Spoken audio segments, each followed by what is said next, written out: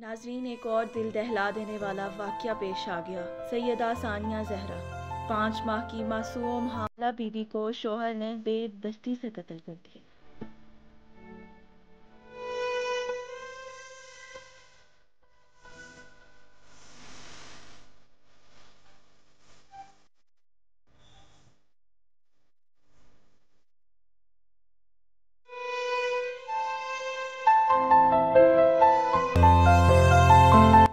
اس کے شوہر نے اسے اتنا مارا پیٹا کہ ثانیہ کے دانت ٹوٹ گئے، اس کے پاؤں کچل دیے گئے، اس کے جسم کی ہڈیاں توڑ دی گئیں اور ثانیہ کے والدین کو بتایا گیا کہ ثانیہ نے خودکشی کی ہے۔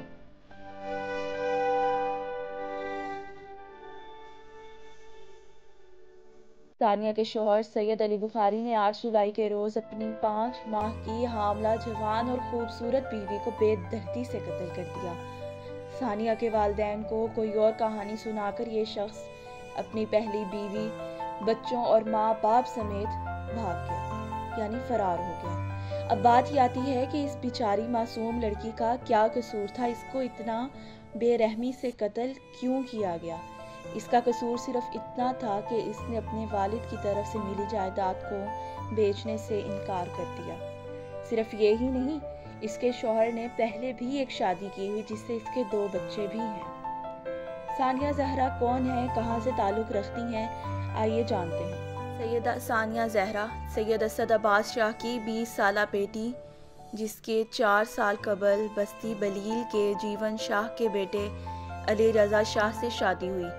شادی کے وقت جیون شاہ اور اس کے بیٹے علی رضا نے سید اسد عباس شاہ کو دھوکہ دیا اور کہا کہ علی رضا کنوارا ہے، جبکہ علی رضا شاہ نے جیون شاہ کے مشورے سے پہلے ہی ایک شادی کی ہوئی تھی جس سے ان کی 2 بیٹیاں بھی ہیں، یعنی ثانیہ زہرا اس شخص کی دوسری بیوی تھی اور اس بات کا اس کے گھر والوں کو علم نہ تھا۔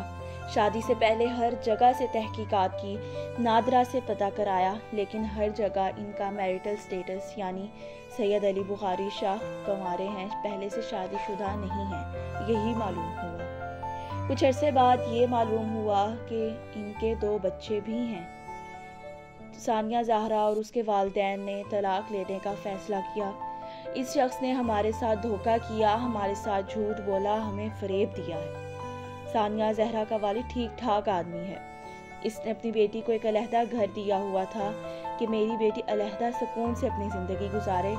علی کے والدین کو بھی اس گھر میں جگہ دی ہوئی تھی، مگر ان کو یہ ہضم نہ ہوا، یعنی سید اسد عباس شاہ اپنی بیٹی کو اور داماد کو فل سپورٹ کر رہے تھے، مگر علی ایسا لالچی انسان تھا کہ اس نے ثانیہ کو زبردستی یہ کہنا شروع کر دیا کہ اپنے گھر، اپنی جائیداد میرے نام پر ٹرانسفر کرو، یعنی یہ گھر میرے نام پر کرو، جس پر اس نے ثانیہ کو مارنا پیٹنا شروع کر دیا اور ان کی لڑائی دن بدن بڑھنے لگ گئی۔ علی نے اپنی ماں کے ساتھ مل کر اپنی دوسری بیوی کو یعنی ثانیہ کو مارنا شروع کر دیا، یعنی اس معاملے میں صرف علی ہی نہیں، ان کا پورا خاندان شامل تھا۔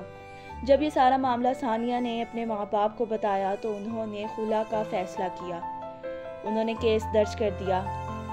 کیس درج ہی کر رکھا تھا کہ اسی دوران علی نے ثانیہ کو ایموشنل بلیک میل کرنا شروع کر دیا کہ ایسی عورت کو معاشرہ قبول نہیں کرتا، تم اسی معاشرے میں رہو گی، تم اسی معاشرے کا حصہ ہو اور تمہیں یہ معاشرہ یہی کہے گا کہ تمہیں میں نے تھوکا ہوا ہے۔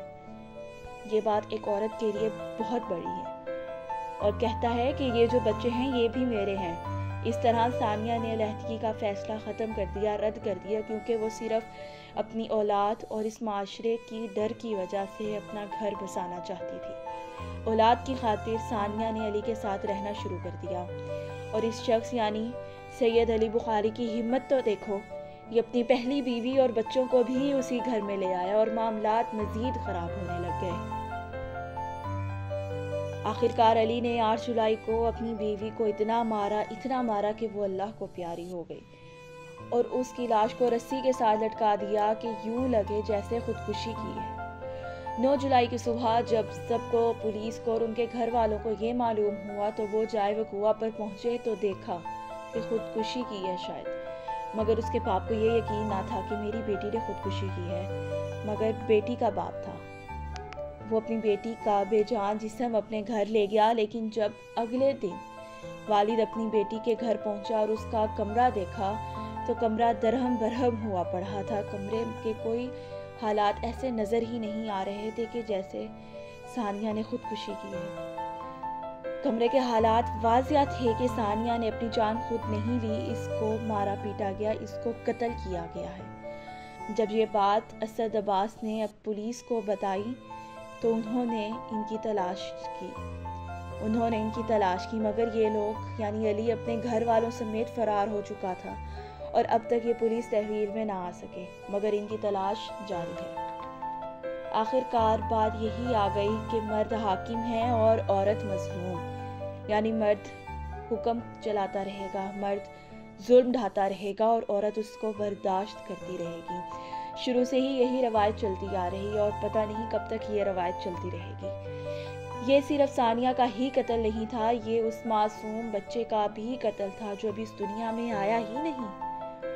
ہم دعا گو ہیں کہ علی اور اس کے گھر والوں کو ان کے کیے کی سزا ملے اور کیف کردار تک پہنچایا جائے، اور اللہ ہر شخص کو اپنے حفظ و امان میں رکھے۔